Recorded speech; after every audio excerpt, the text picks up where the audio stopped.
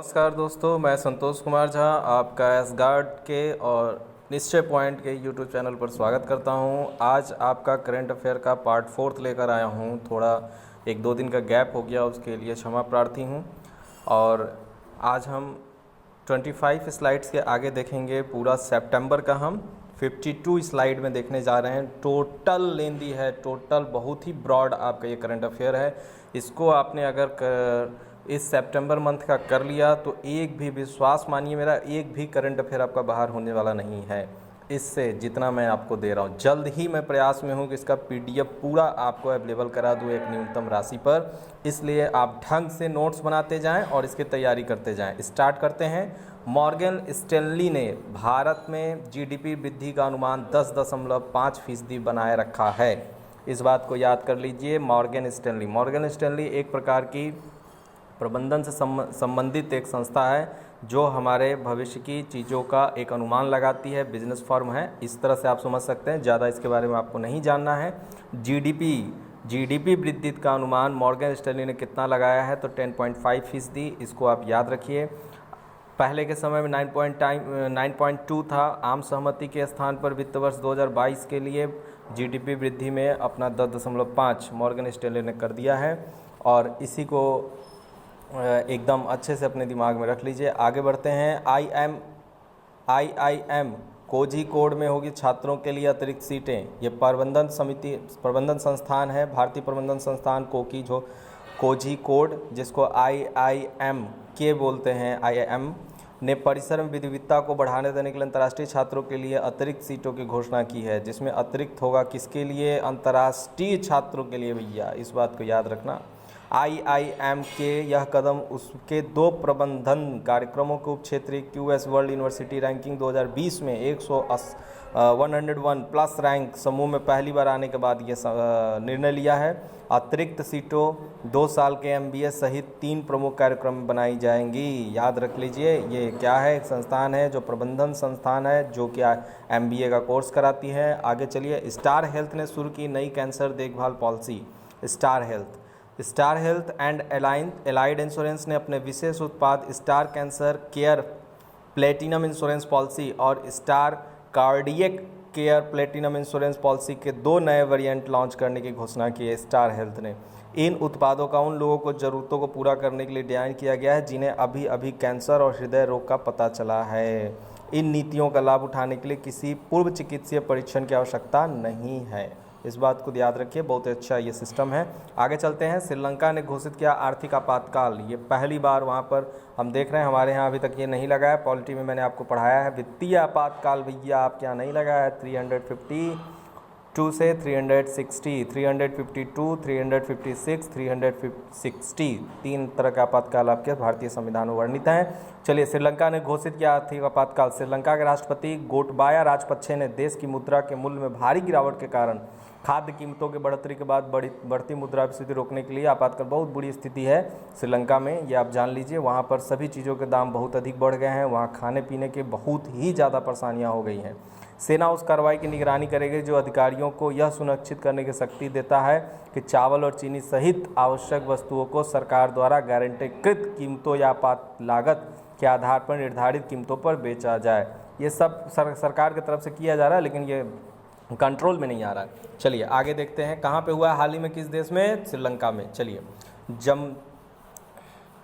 Jammu and Kashmir के LG हैं मनोज सिन्हा 7 पहल का उद्घाटन किया है। जम्मू और कश्मीर के उपराज्यपाल मनोज सिन्हा 1 सितंबर 2021 को स्वयं सहायता समूह एसएचजी की महिलाओं के लिए 7 नामक ग्रामीण उद्यम त्वरण कार्यक्रम शुरू किया है। जम्मू कश्मीर में 48,000 एसएचजी है। इन स्वयं सहायता समूहों के 4 लाख महिलाएं जुड़ी हुई हैं। इस बात को याद रखिएगा। जम्मू कश्मीर में 48,000 स्वयं सहायता समूह हैं भैया।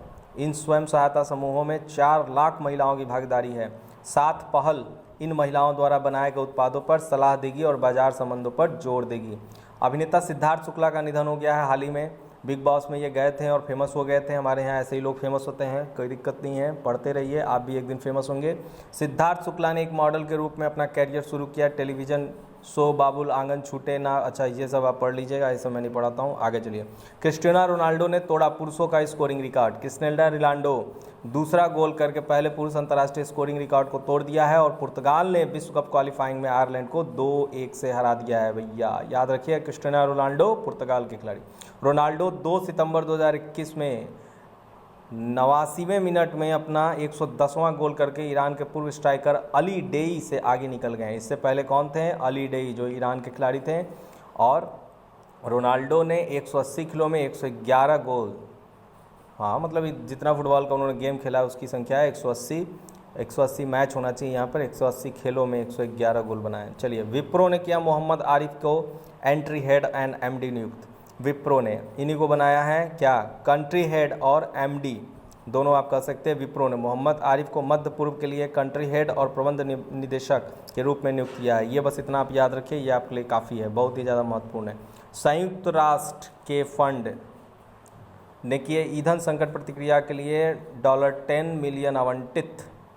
संयुक्त राष्ट्र मानवीय कोष ने लेबनान में ईंधन संकट का सामना करने से देश की मानवीय स्थिति को बिगड़ने के कारण बचाने में जो देश इसमें हैं अमेरिकी डॉलर $10 मिलियन आवंटित किए हैं। मानवीय मामलों में अवर महासचिव आपातकालीन राहत समन्वयक मार्टिन ग्रिफिथ्स ने इस संकट के संयुक्त राष्ट्र केंद्रीय आपातकालीन प्रतिक्रिया कोष से $4 मिलियन अमेरिकी आवंटित किया है। इस चीज़ को याद रखिएगा, बहुत ही इंपॉर्टेंट है। बीपीएससी वालों जग जाओ ये सब कहानी सुनने के लिए। बीएनपी परिवास ने संजय सिंह को नया सीईओ चीफ एग्जीक्यूटिव ऑफिसर नियुक्त किया है। देखिए, फ्रांसीसी बैंक बीएनपी परिवास ने संजय सिंह को भारत का सीईओ नियुक्त किया है। यह आईएमआरडी लेडरकेक ब्यूफोर्ट के स्थान लेंगे, जिन्हें भारत का हेड टेरिटरी बनने के लिए नामित किया गया है। संजय सिंह 8 साल पहले ग्लोबल मार्केट्स और प्रमुख डिप्टी सीईओ इंडिया के रूप में बीएनपी पारिबा सिक्योरिटीज इंडिया में शामिल हुए थे। अब ये भारतीयों को स्थान दे रहे हैं। पहले एक समय था 1947 के पहले जब भारतीय स्थान मांगा करते थे। चलिए, ये सब भी आप पढ़ेंगे अभी आने वाले मेरे क्लासेस में। आरबीआई ने एक्सिस बैंक पर लगाया 25 लाख रुपए का जुर्माना। हाल ही में किस बैंक पर आरबीआई ने जुर्माना लगाया? तो याद कर लीजिए, एक्सिस बैंक जो एक प्राइवेट बैंक है उसके ऊपर 25 लाख रुपए का जुर्माना लगाया गया। चलिए आगे देखते हैं।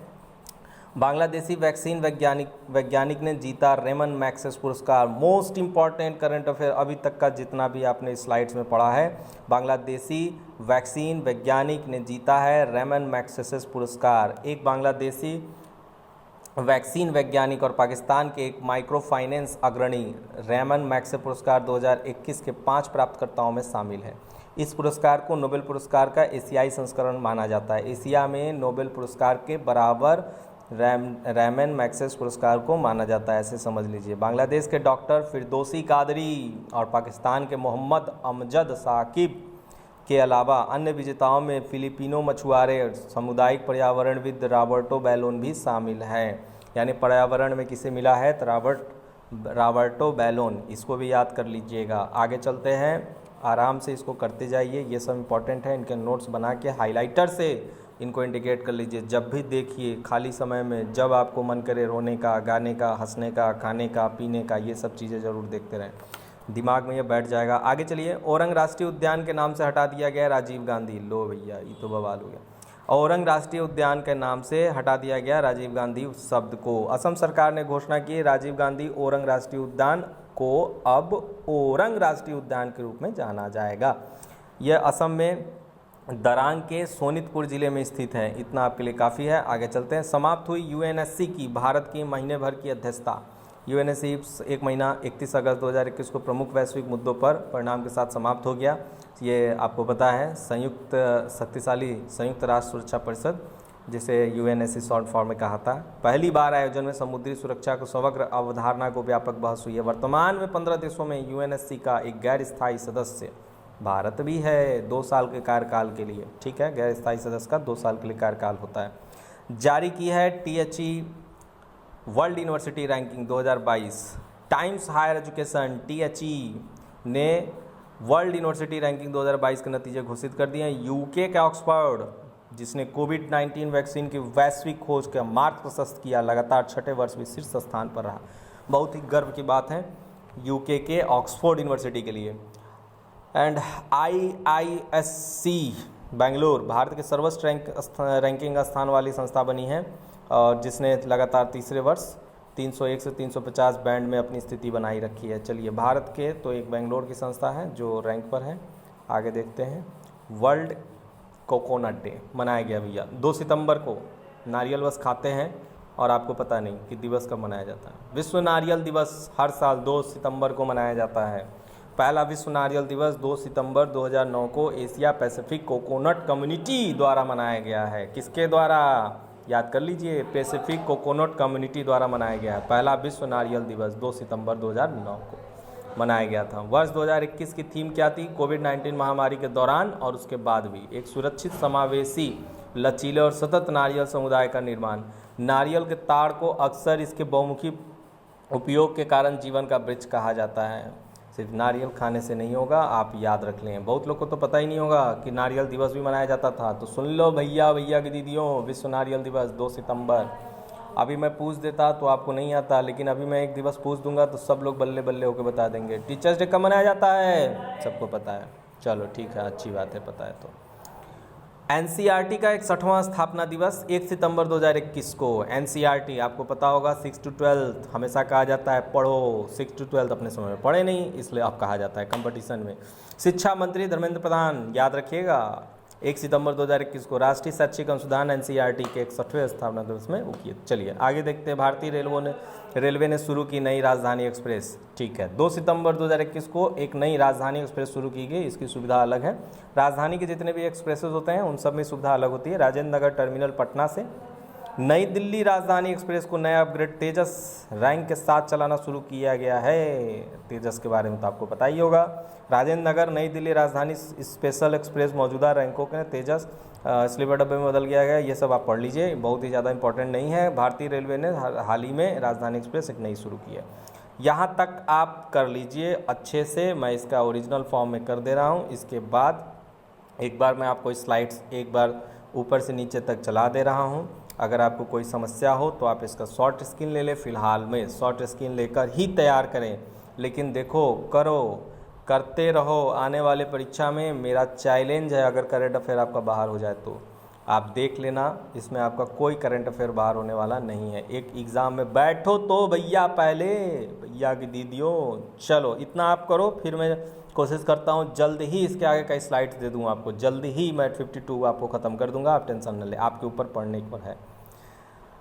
धन्यवाद।